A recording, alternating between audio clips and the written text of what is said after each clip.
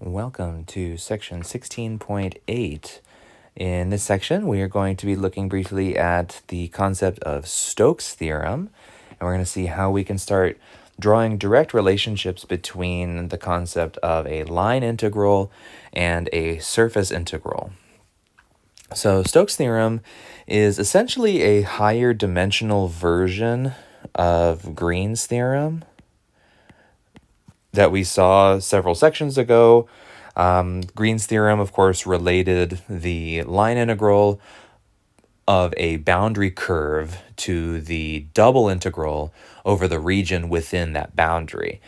Stokes' theorem relates the surface integral over a surface S to a line integral around the boundary curve of that surface. Okay, so the boundary curve of S. Stokes' theorem says, let S be an oriented, piecewise smooth surface that is bounded by a simple, closed, piecewise smooth boundary curve C with positive orientation. Let F be a vector field whose components have continuous partial derivatives on an open region in R3 that contains S. Then the line integral over C of F dot dr is equal to the surface integral over S of the curl of F dotted with ds. So this defines a definite relationship between the line integral over a curve of a vector field and the surface integral over a surface bounded by that curve and the curl of the vector field. If we take a special case where S is flat in the xy plane with upward orientation, so if we just took S to be part of the xy plane, the unit normal is k. So Stokes' theorem would become line integral over C of F dot dr equals surface integral over S of curl of F dot ds. It would become double integral over D of curl of F dotted with K dA. And this equation is something we've seen in a previous section when we talked about the curl and divergence. This is actually the vector form of Green's theorem. So if our surface in question is in the xy plane, completely flat and bounded by a curve, then Green's theorem applies, but Stokes' theorem does also. So it turns out that Green's theorem actually is just a more specific case of Stokes' theorem. So Stokes' theorem is the more general, more overarching theorem that applies to many more circumstances, not just for a 2D region, but also for 3D surfaces. So let's take a look at an example. You can see I already have some kind of pre-written stuff here that we'll talk about in just a minute, but we just want to get this set up first. So evaluate the line integral over C of F dot dr, where the vector field F is negative y squared I plus xj plus z squared k, and C is the curve of intersection of the plane y plus z equals 2, and the cylinder x squared plus y squared equals 1. And as a note, orient C to be counterclockwise when viewed from above. So we're evaluating a line integral over the curve C, and C is the curve of intersection of this plane and this cylinder. So you can see I have it already done in orange here. So, but this is our curve C, and we're going to orient it counterclockwise as viewed from above in order to have positive orientation. Now, what Stokes' theorem does, because it draws this direct relationship between line integrals and surface integrals, Stokes' theorem actually kind of just acts as a go-between for these two different types of integrals. So if you get a question that asks you to evaluate a line integral, but you need to use Stokes' theorem to do it, all Stokes' theorem is going to do is turn this line integral into a surface integral, and then you solve the surface integral instead. And vice versa. If you're using it to solve a surface integral, Stokes' theorem will convert it to a line integral, and then you'll solve the line integral. So Stokes' theorem isn't really helping you solve the integral directly. It's helping you convert it to a different type of integral that we can then solve. So our surface that is being bounded, that's going to be S right here. So that's in purple. So a couple things to take note of here. Sorry, thing isn't cooperating. So we could evaluate line integral over C of f dot dr directly.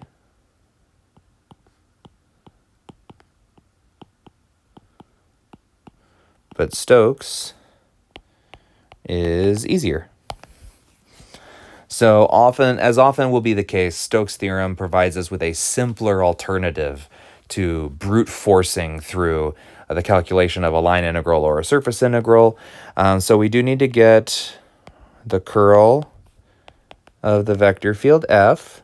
So, right, that's del cross F. So we're going to have I, J, and K with partial with respect to X, Y, and Z. And then negative Y squared, X, and Z squared, the components of the vector field. The I and J's, when you take those partials, you just get a bunch of zeros out of those. So it turns out there is a 0i and a 0j, and all that's left for k is 1 plus 2y times k, or not times k, 1 plus 2y k for the k component. So we're going to evaluate the surface integral of the curl instead of evaluating the line integral of f over the curve C. So we have a little bit of kind of setup and definition here. So define our surface S to be the region bounded by C in the plane y plus z equals 2. Orient S upward. Then C has positive orientation. Okay, so as long as we orient this up and away from the origin, that ensures that C and S both have positive orientation. The projection D of S on the xy plane, so if we look at the 2D region down here that it projects down onto, that's coming from the cylinder. Everything is bounded within this cylinder. So that's going to be our region D down in there. So this is going to be x squared plus y squared less than or equal to 1. So it's everything within the cylinder. So in terms of setting up using Stokes, so line integral over C of f dot dr is equal to surface integral over S of curl of f dot ds. Now we're going to set up the double integral, but we need to think about how to evaluate the surface integral now. So the thing that I have noted here is that the plane that we're working in, the surface, y plus z equals 2, it can be rewritten as a function, right? Z is a function of x and y. So z equals 2 minus y. So we can actually use one of the previous formulas that allows us to get around the full parameterization. So recall surface integral over s of f dot ds. This is just from the previous section. That's the double integral over d of negative p times partial z respect to x minus q partial z respect to y plus r dA. So we had that formula previously, and that works as long as x and y are the parameters in this functional relationship. So we can set this up now. So double integral over d of, so it's going to be negative p, and then a negative q, and then the r. But the vector field that we're using now is not f anymore. Now it's the curl of f. That's what's in this surface integral now. And the curl of f, the I component is nothing, so that's going to be nothing. The j component is nothing, so that's going to be nothing. All that's left is the k component. That's the r value. So this is just going to be the double integral of 1 plus 2y dA. And this is actually why Stokes' theorem works out so much more simply in this case, because the taking of the curl ends up simplifying the vector field immensely. So this one, because we're evaluating over a circular disk, we would need to convert this to polar. So we would get 1 plus 2r sine theta, r dr d theta, r from 0 to 1, theta 0 to 2 pi, which ultimately would give us a value of pi. So we were able to solve the line integral over that boundary curve C by instead solving the surface integral over S using the curl of the vector field. So very interesting technique here, an interesting relationship between these two. And like I said, Stokes' theorem is basically just the go-between for line integrals and surface integrals. So it allows us to switch, to convert, and then evaluate using the other. So let's take a look at one more example. So use Stokes' theorem to compute the surface integral of the curl of f dot ds with this vector field given here. And S is the part of the sphere, x squared plus y squared equals 4, that lies inside the cylinder, x squared plus y squared equals 1, and above the xy plane. So a lot of pieces here, but I've kind of already set this up for us to take a look at. So you can see this is the sphere, at least it's the top half of it. It continues on below as well. We only want the part of the sphere that lies inside the cylinder. So the cylinder is right here. So it cuts it off. So that is our surface, S. And above the xy plane, because if you don't specify that, technically these things continue on and it would create another surface down in here that would do the same thing, but that's not what we're looking at. We're just looking at this one up here. So Stokes' theorem says instead of evaluating the surface integral, we can evaluate the line integral of the boundary curve. And the boundary curve, of course, is C. So that's right there, going all the way around. It completely bounds this little green tip up here on the top of the sphere. So we need to figure out what that boundary curve is. Okay, so we know that the boundary curve is on the cylinder, right? So we know that it'll have x squared plus y squared equals 1. Okay, so to find C, use x squared plus y squared equals 1 with x squared plus y squared plus z squared equals 4. Because we know that it's on the cylinder, but it also lies on the sphere, right? It's where they intersect each other. So if we think about it, if we know that x squared plus y squared is 1, we can just substitute out x squared plus y squared in this equation for a 1. So x squared plus y squared plus z squared equals 1 plus z squared, which is 4. So z squared is 3. So z equals radical 3. And, technically, algebraically, it would be plus or minus radical 3, but we don't want the negative rad 3. We only want the piece that's above the xy plane, right? Above the xy plane. So we can just ignore the negative case due to the context of the problem. So our curve C, so thus C is the circle x squared plus y squared equals 1 with z equals radical 3. So this distinguishes this circle from all other circles, because if you took any value along this cylinder, all of these are the same circle.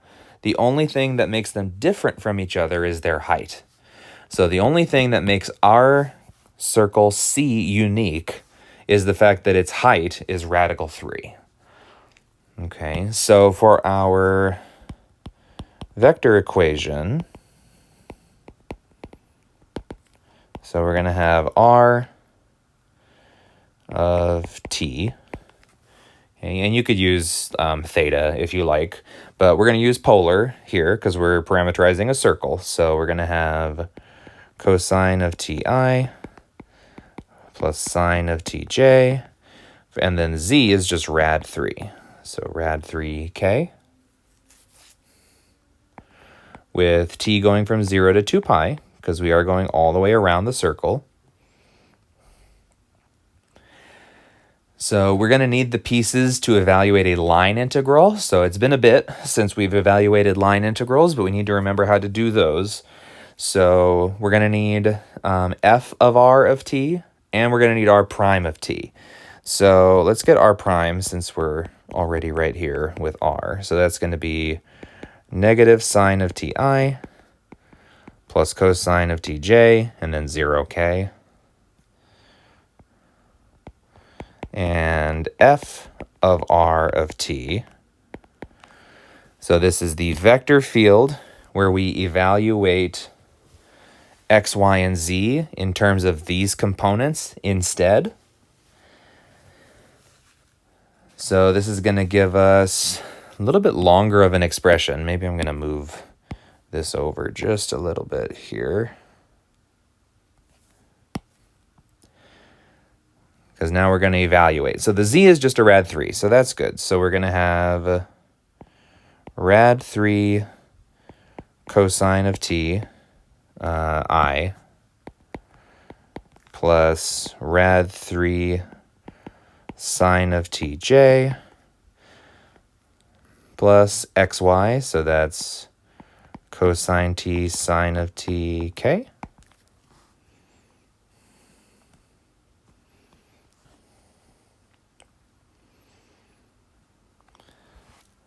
So our goal here at the beginning is to evaluate surface integral over S of curl of f dot ds.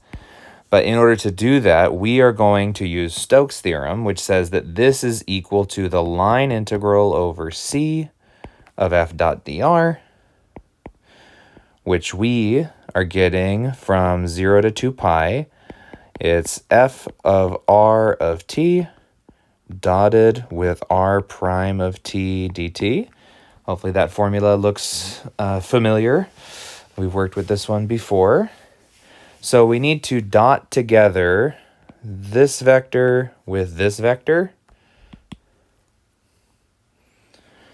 So if we do that,